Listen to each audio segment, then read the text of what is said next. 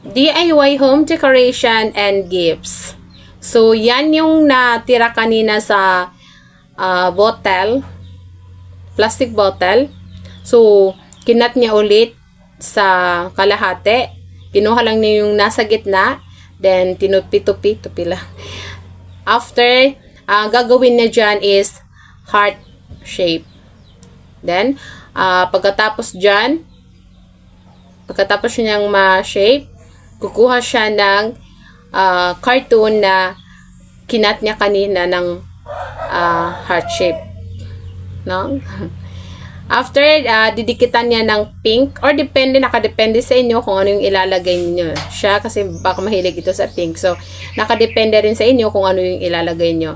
So, ito pala yung nilagay niya is foam glitter foam.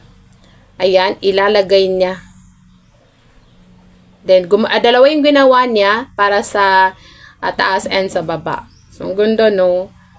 Ang gandang pangregalo. So, nilagyan na ng decoration. Another.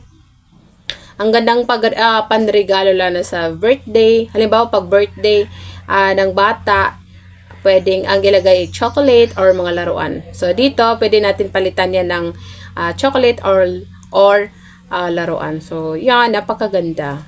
Magandang pangregalo and sa bahay decoration. Yan, ganda. Wow, amazing.